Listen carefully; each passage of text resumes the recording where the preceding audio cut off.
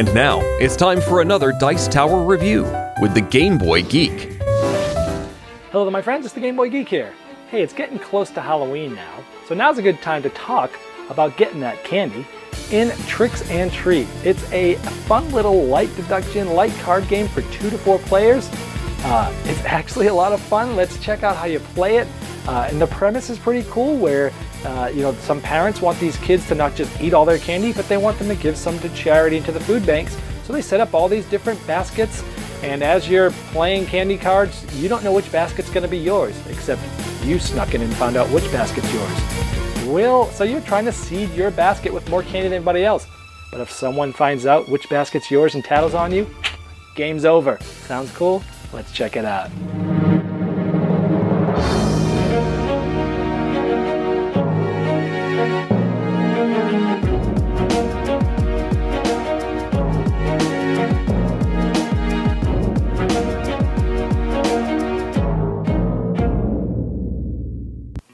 At the beginning of Tricks and Treat, you're given one of these cards secretly, and that's what basket number you are for the whole game. So you'd get your card, you'd keep it face down in front of you so nobody sees it, and you know what basket number you are. Then the baskets are randomly assigned left to right, and included are 2 special baskets. We'll talk about those a little bit in just a moment. You start the game with 2 cards in your hand, and on your turn, what you're doing is you're drawing 1 card. Again, these are all kept secretly at the time, so nobody can tell what you have. So you have 2 cards to start with. On your turn, you draw a card, and then you play a card. And what you're trying to do is you are trying to get the most candy in your basket at the end of the game without letting anybody know which basket is yours. So you have to do it sort of sneakily. For example, if I always played in basket 6, someone can say on their turn, hey, I think you're basket number 6. And if that's true, I'm out of the game. So you have to do it sort of sneaky. So I'm basket 6, and maybe on my turn I put 2 candies in basket 2, and then this is set up for a 4-player game, so maybe other people start putting, the other 3 players start playing stuff from their hands on different baskets over here, and then it's my turn again. I draw a card, so now I have these 3, and maybe this time I go on my basket 6, and everybody else sort of goes again. Maybe they go here, and maybe they go here. And this continues as I pick up 1 card and play it on and on until a few things happen. Number 1, if somebody tattles on you, like we said earlier, if they say you are basket what such and such, if they're right, you're out of the game.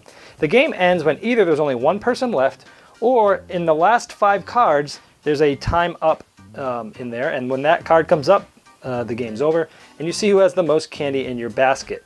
But let's take a look at some of these special baskets, because this is really what makes the game very interesting. So the bomb basket. This says that each time a player puts a card in this basket, that player may swap this basket with any adjacent basket. So they could put this card here, and they could swap it like this, and at the end of the game, the 2 adjacent baskets to the bombs explode and all the candy's gone. So this is really cool because you can move things around. You're trying to make sure your basket's not next to this one at the end of the game, and you're constantly trying to move it around during the game. Now the electric slide basket, at the end of the game, if there's an odd number of cards, then this basket shifts all the baskets to the right, and if it's an even number, it shifts them all to the left. So you got to pay attention. Some of the baskets do things during the game and at the end. Some of them do it just during, and this one does it just at the end. So you're going to want to know that things, depending on what's here, it's going to slide the baskets left or right at the end of the game, and that's going to change how you play your cards. I'm not going to show you all the secret cards because you're going to have to buy the game to see some of those, but here's some of the other cool ones that I really like. The Cooties basket. At the end of the game, count the number of your cards of each type in this basket. The candy type that has the most in this basket has Cooties. The player with the most candy of that type loses the game. If there are any players that are tied, then they all lose. So you don't want the candy of your type in this, which is really cool. The Monty basket. Each time player puts 2 cards, puts the number 2 card in this basket, that player may swap this basket with an adjacent basket. At the end of the game, swap the 2 baskets adjacent to this basket. And each time, the magnet basket, each time a player puts 1 card in this basket, that player may take the last card from one basket and place it in another one. So you're constantly swapping if you place a 1 card here. So most of them are similar to that. They're swapping baskets, they're moving things around, they're sliding things left and right. And the game's always different because every time you're randomly taking 2 of these different ones here that are going to go. There's a lot of them. I think there's like 9 or 10 of them that you can do. And so essentially you're trying to be the one with the most candy in your basket at the end of the game, and you win. All right, well, there's Tricks and Treats.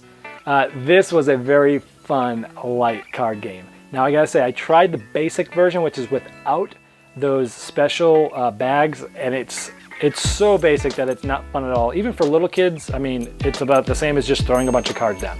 So if you get the game, play the advanced game only. It's not really advanced, it just actually makes it a game. So, but when you play with those secret baskets is really the key to this game, because they all do certain different things.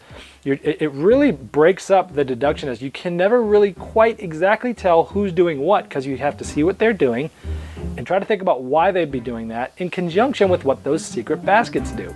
And if they bluff on top of that every once in a while, it really muddies waters.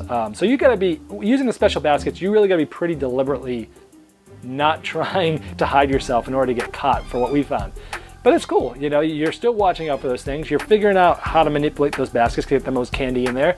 And every game, it's a lot of replayability, because only 2 of those baskets come out, but there's many of them. There's lots of combinations of having those 2 there, and some of them work in conjunction with each other. And so overall, it's a great family card game. Perfect time of the year to be playing it.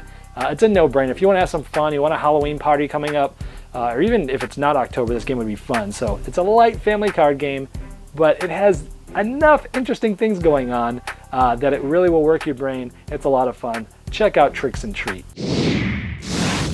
Thanks so much for watching the Dice Tower videos. Find more great videos and reviews, as well as our top-rated audio podcast at Dicetower.com. You can also find other great shows at Dicetowernetwork.com. I'm Eric Summerer, and you've been watching The Dice Tower. The Dice Tower is sponsored by Cool Stuff Inc., where you can find great games for great prices. Cool stuff in stock. Check them out at CoolStuffInc.com.